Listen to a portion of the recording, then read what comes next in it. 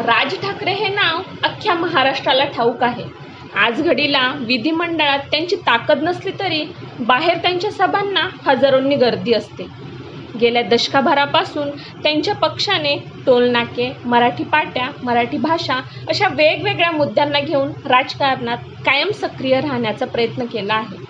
2009 साली या पक्षाचे कधी काही 13 आमदार होते। या पक्षाकडे कधी काही नाशिकची महापालिका होती।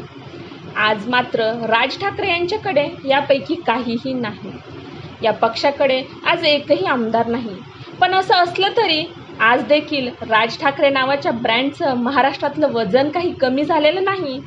आज देखील राज ठाकरे, भाजपा, शिंदे गट आणि ठाकरे गट अशा तिघांनाही हवे आहेत। यामागं नेमकं कारण काय आहे ते जाणून घेऊया। मराठी कार्ड आगामी स्थानिक स्वराज्य संस्थेची निवडणूक लक्षात घेता आघाडी आणि युतीच्या राजकारणाला वेग आला आहे। यावर्षी मुंबई महापालिकेची निवडणूक सर्वच पक्षांना महत्त्वाची आहे। भाजपा, शिंदे गट आणि ठाकरे गटासाठी तर मुंबई पालिका प्रतिष्ठेचा विषय आहे। गेल्या अनेक वर्षापासून मनसेने मुंबईत वेगवेगळे विषय हातात घेऊन तिथल्या मराठी जनतेला आपल्याकडे खेचण्याचा प्रयत्न केला आहे। आजही मनसे मुंबईत मराठीच्या मुद्द्यांवर ठिकठिकाणी आंदोलन करताना दिसते। त्यामुळे मराठी मतं खेचायची असतील तर मनसे आणि राज ठाकरेचा चेहरा गरजेचा आहे हे भाजपा, शिंदे गट आणि ठाकरे गटाला माहिती आहे। त्यामुळेच मराठी कार्ड आपल्यासोबत असावं म्हणून हे तीनही पक्ष राज ठाकरेंना आपल्यासोबत घेण्यासाठी प्रयत्न करतायत। ठाकरे ब्रँड ठाकरे या नावाला महाराष्ट्राच्या राजकारणात मोठं महत्त्व आहे।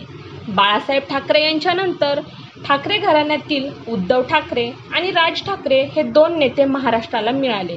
या दोन्ही नेत्यांचं वेगळं असं महत्त्व आहे। सध्या उद्धव ठाकरे आणि भाजपा हे एकमेकांचे कट्टर विरोधक आहेत। दुसरीकडे एकनाथ शिंदेंनी आमदारांना घेऊन बंड केल्यामुळे उद्धव ठाकरे यांच्याशी त्यांचं जमत नाही। त्यामुळे आपल्याकडे एखादा तरी ठाकरे आडनाव असणारा नेता असावा हा उद्देश समोर ठेवून भाजपा आणि शिंदे गटाकडून राज ठाकरे यांना सोबत घेण्यासाठी प्रयत्न केले जात आहेत। राज ठाकरे यांच्याशी हातमिळवणी केल्यास मुंबई, नाशिक तसेच राज्यभरात अनेक ठिकाणी फायदा होऊ शकतो हे भाजपा आणि शिंदे गटाला माहिती असल्यामुळेच तसं डावपेच आखले जात आहे। लोकप्रियता राज ठाकरे हे महाराष्ट्रातील लोकप्रिय नेत्यांपैकी एक आहे। त्यांच्या प्रत्येक विधानाची महाराष्ट्रात नेहमीच चर्चा असते। त्यांच्या सभांना तर अक्षरशः हजारोंची गर्दी असते। कधीकधी तर बसायला जागाही शिल्लक राहत नाही। अनेक जण राज ठाकरे यांच्यात बाळासाहेब ठाकरे यांची प्रतिमा पाहतात। राज ठाकरे हे बाळासाहेबांसारखंच भाषण करतात असं गावकुसातील लोक आजही म्हणतात। याच लोकप्रियतेला लक्षात घेऊन राज ठाकरे हे आपल्यासोबत असायला हवेत असं भाजपा आणि शिंदे गटाला वाटतं। लोकांचे लक्ष वेधायचे असेल, सभांना गर्दी हवी असेल तर राज ठाकरे नावाची जादू आपल्यासोबत हवीच हे फडणवीस आणि शिंदे यांना माहिती आहे। त्यामुळेच त्यांच्यासोबत युती करायचे प्रयत्न चालू आहे। हिंदुत्व मनसेने अगोदर मराठीचा मुद्दा घेऊन राजकारण केलं। आता या पक्षाने हिंदुत्वाला जवळ करून लोकांना आकर्षित करण्याचा प्रयत्न चालू केला आहे।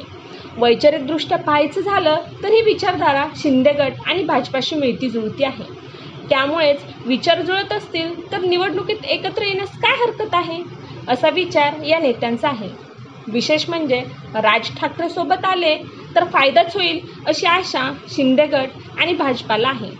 त्यामुळेच राज ठाकरे यांना महायुतीत घेण्यासाठी प्रयत्न केले जात आहेत। दरम्यान एकीकडे एकनाथ शिंदे, देवेंद्र फडणवीस हे राज ठाकरेंच्या भेटी घेत असले तरी दुसरीकडे उद्धव ठाकरे यांनी देखील राज ठाकरेंना युतीसाठी आमंत्रण दिले। आम्ही जुने वाद विसरून आता सकारात्मक विचार करायला तयार आहोत असं उद्धव ठाकरेंच्या पक्षांकडून जाहीरपणे सांगण्यात आले। त्यामुळे आता राज ठाकरे यांना ठाकरे गटासोबत युती करायची संधी आहे। दोन्ही भाऊ एकत्र आले तर महाराष्ट्राचं राजकारण एका वेगळ्या दिशेला जाईल असं राजकीय जाणकारांचं मत आहे।